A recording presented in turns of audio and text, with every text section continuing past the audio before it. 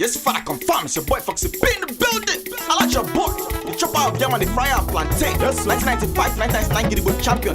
First Igbo governor of Lagos State. But once yes, can I say yes, we fit. Yes, father confirm. Yes, father confirm. Welcome to another episode of the Africa Today Show. Today we have a special guest. Nobody but my father. Is the man who did the work that brought me into earth. So be welcome to the show. Thank you.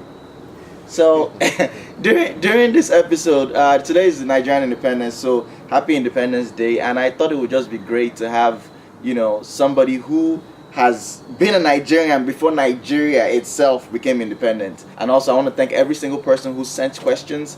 A lot of the questions were very similar to each other, so if you don't hear your own question, don't feel bad. The opportunity is going to be here. Hopefully we do a good job. You guys leave comments, tell me what you think about this video, and maybe we'll be able to get B to come back. So that would be great. And then another thing also I want to say, you're going to hear me call him B. B, why do I call you B? That's what your mother calls me, and you picked it from there. But we never called you daddy or dad or father or... No. You never call daddy. So is it from your name Bob that's... Yes. Okay. That your mother coined out that B and then you picked it. Okay. Yeah. So you're going to hear me call him B throughout. Everybody that knows him calls him B. So that's it. Don't go and call your father by his first name or you chop slap. Your own is a different case. We have been doing it since birth.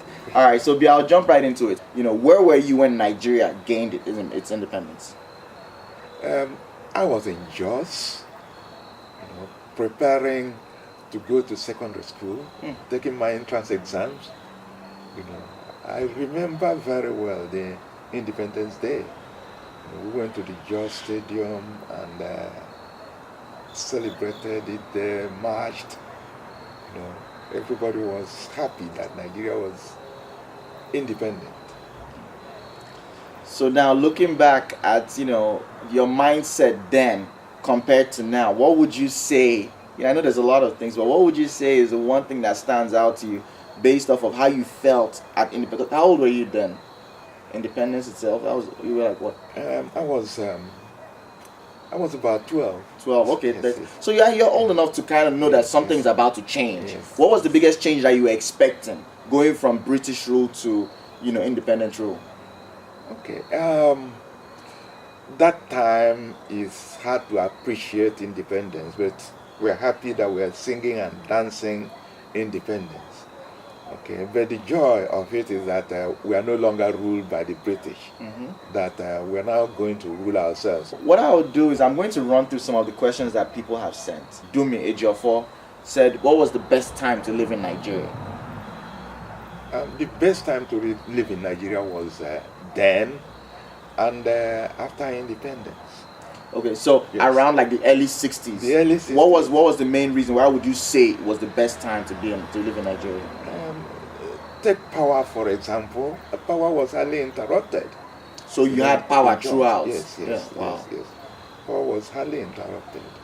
Upon the fact that there were no air conditioners, right? No, should I say, televisions in every home at that time. All those power-consuming goods were not there yet. Yeah. So sometimes you need a bulb. If you have two rooms, you use that one bulb. You boil a hole, and then put the bulb there so that the light is shared by the two rooms. Wait, hold on. So if you have two rooms, you have one bulb that you use in both. Yes. And what you do is you have a hole in the wall between it. In the wall between it, just on top. And fortunately, you got good illumination anyway. For the both of them. Both of them. And that cuts down instead of having one bulb and having to pay the landlord for 2 points, your two rooms is paying just for 1 point. Just 1 point. Yes. So let me ask you this. Back then, I know you couldn't have cell phones. So how did you communicate? If you and your friend, if you had to meet up somewhere next week, how would you know for a fact that this is where I'm going to see you and you'll be able to make sure you see the person there? What was your mode of communication? That time, and they were telephone. Like regular house phone? House phone. It's difficult to communicate outside your environment. Then you have to go to B&T office. And if you want to call somebody in Port Harcourt, for instance, from Jos, you are calling somebody in Port Harcourt, you may have to go to the P&T office or call P&T. P&T will connect you yes, with the other person. with the other person. But it's not always easy Right. to communicate. Communication was very low. Local communication was a luxury anyway, because a telephone is just for a few people that could afford it. Right. Yes. You've traveled a lot in your life. So, being you were born in Igbo land, in Amiobila, Sukwato local government area of Abia State, and from there you moved to was just the first place you moved to. Yes. About how old were you at that time when you moved to Jos? I should say 10. Okay. Yes, to 11. To 11. Yes. So you moved to Jos. You're now in a Hausa. Jos is in the north. What was your experience as an Igbo boy living in the north? This late 50s. What was your experience living in Jos? Was tribe an issue? The fact that you were different from the people that lived in Jos? Tribe wasn't an issue. Of course, you have a heterogeneous society. You have Sierra Leoneans, you have Ghanaians, then you have Hausas, you have Igbos, you have Yorubas, and the tribe where you come from wasn't an issue at all. You played together. Opposite our house, you have Zenabo's father's house, an Alaji who runs a school. Sometimes we join those classes to go and learn how to scribble little Arabic. Also, an Arabic school, you would go. Yes, it was just open, so you can just go there and join in the class and then he'll enjoy teaching you. So you pick few Arabic words, how to write 1, 2, 3 in Arabic, for instance. Then the Ghanaians and Cameroonians, the lingua franca there is Hausa, so everybody tries to speak Hausa. Okay. There and then you also across languages anyway. You learn a little Yoruba, a little Birom, So the tribe wasn't an issue, and everybody liked the other person. So when did tribe really become an issue? It was in the 60s, really. Okay. That it became when people got interested in politics, elections and so forth. You want to vote for somebody from your own tribe. That's probably one of the things that led up to the Civil War itself. Yes, one of it. People became tribe conscious. Okay. And one tribe feels that the other one is against them. Right. And this arose particularly from the background, not really from both of us playing around the street and then playing football in the field and so forth. It's whipped up from behind. Okay. Yes. Until fighting started, Today you hear, herdsmen have killed some people in Enugu, and you hear there's a reprisal killing in Aba where they are killing Fulani.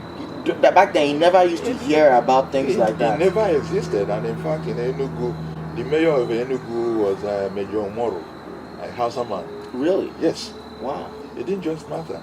And then come to the north, you have Igbos and Yorubas in the civil service of the north. Yes. So you never had that one tribe going to kill, and life was easy and simple. During Christmas, when we drum along the street, Hausa boys would join us in dancing, and celebrating Christmas. Yes. I remember during the Salah, Zenabu's mom would bring food to our house. So life was so easy and simple, and nobody was against each other. Moni sent a question. Moni is one of our strong, Africa Today show followers. He said people always talk about a specific statistic. They say that Nigeria was more developed than South Korea in the 1950s. Fast forward 50 years now, and we see a different picture. What do you think is one of the primary reasons why Nigeria did not achieve its potentials on basic fronts like power, drinking water, education, and can it be turned around? Not just 60s, even in the 70s. Take computer, for instance. The time we were migrating from card recording, card punching, to tapes and discs. India was punching cards. So we are ahead of India. We are ahead in of technology. India. Yes, we are ahead of all those. By the 70s. By the 70s, we are ahead of them. You know, so the reason why we retrogressed, you know, it's simple. It's tribal anyway. I should blame it on tribal sentiment. You know, when you will merit, you know, when merit was put down, and why you have mostly Igbos and Yorubas and so forth being in the civil service because of merit. You go and interview, they pick the best candidate. Right. Also in the north, you know, you attend an interview, they pick the best candidate. You know, they know they are still grooming. They were still grooming their people that time. You know, so it's when there's political and tribal sentiment that we can get more. You know, if we resist, if we tell others to go away from us, Right. and then you know, that's it. That's when it becomes. So when you're talking about merit, are you talking about the system where instead of the best person who, regardless of tribe, the best person who applies for a job gets the position? Instead of doing that, you're now looking based off of where you are from. We are going to give you the position. That's what you're trying. That's when quota came in. Okay, what's the quota? For some people that are watching? Because I know what the quota is, but some people that are watching may not understand quota. Quota is okay. We are 36 states. If there are 36 positions, it will go to 111 to each state, assuming all states are claimed to be equally developed. Okay. But the bad part of it is that if there are 36 positions, and previously in a particular department or a particular ministry, you have more Igbos than the Hausas. Right. And then you have more Yorubas than the Hausas. Now the Hausa states want to increase their number in that ministry, Right. to come up Right. to the number of Igbos, or decrease the number of Igbos and Yorubas, so that they come up. That's, you know, the issue of merit starts to exist anyway. Right. Because they will tell you that you already have enough Igbos, enough Yorubas in this ministry. So what we expect are houses. Right. Yes. So regardless of if another person applies for that same position and the person is a very smart, very intelligent Igbo person, the fact that there's enough Igbo people in that ministry already, you're already out of the question. That's out of the question. So the prospective candidate that can apply from a Hausa, we're just speaking just speculatively now. Prospective person that comes in from a Hausa person, their intelligence or how well they did in school or anything doesn't even count at this point. Just the fact that you are a Hausa candidate, that's it, gets you in for this specific position. All this came up, you know, in the 70s. You know. Okay. For instance, when we were in the university, before we went for our youth service, Right.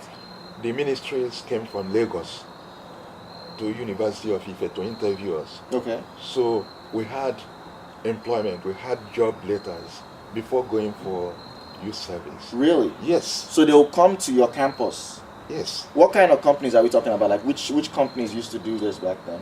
Ministries, okay. and big companies too. Liver Brothers, Okay.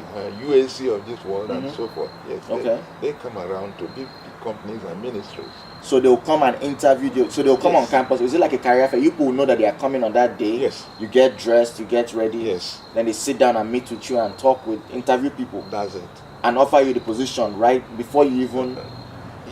Before you even go for youth service. You know, people like us got three employments before going for youth service. So before you even before you finish school, you Yes. already had 3 good jobs. Yes, as you are finishing, you finished your exams, and they know when we must have finished our exams. Right. Then they will come, interview us, go back, write you letters. Right. So you carry a letter to the youth service.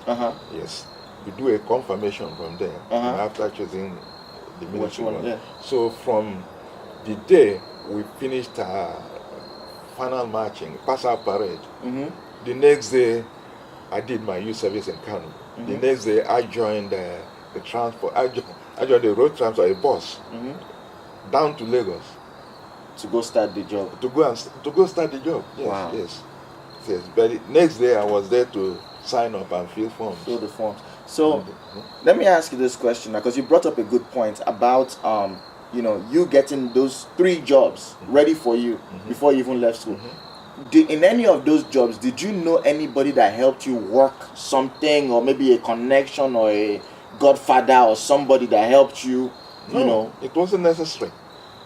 It wasn't necessary at that time. Necessary. Yes. They came, they just interviewed you based off of performance, and they were like, this person is worth this job. They can give them this position. The job. Yes.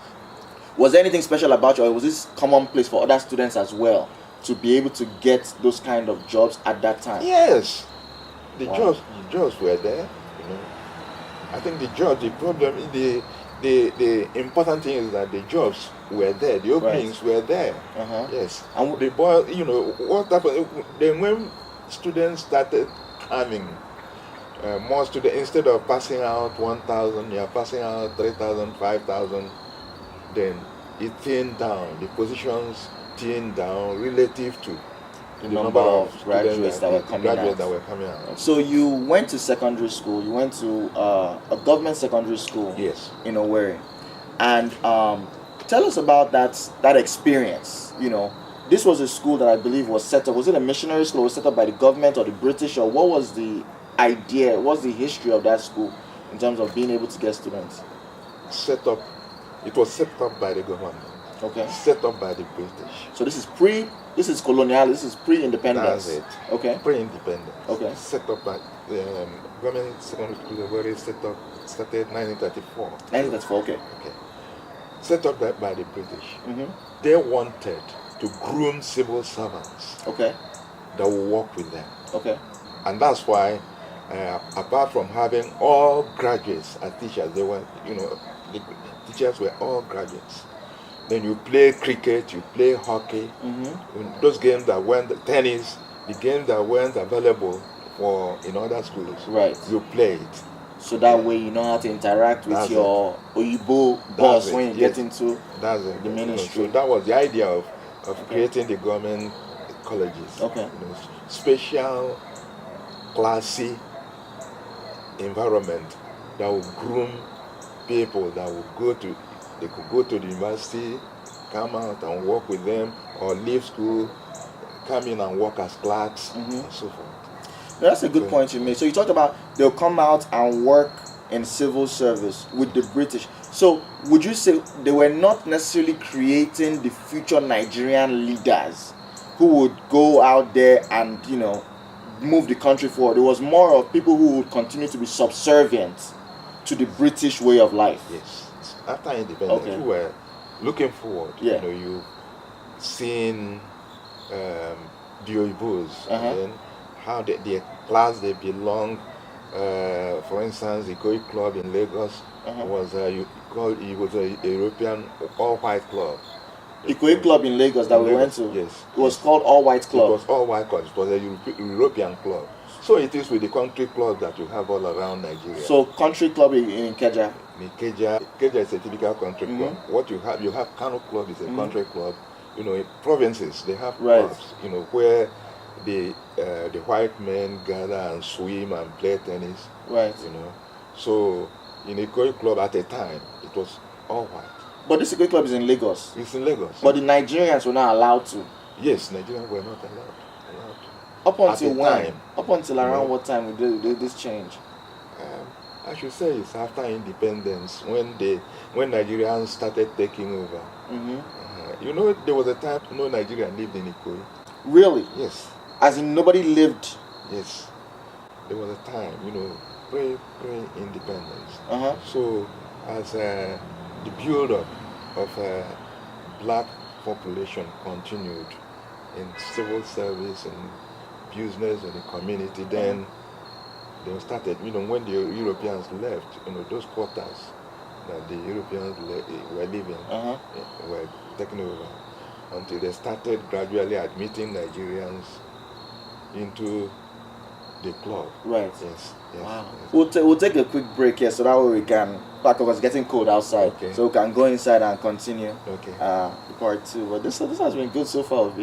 You're doing well.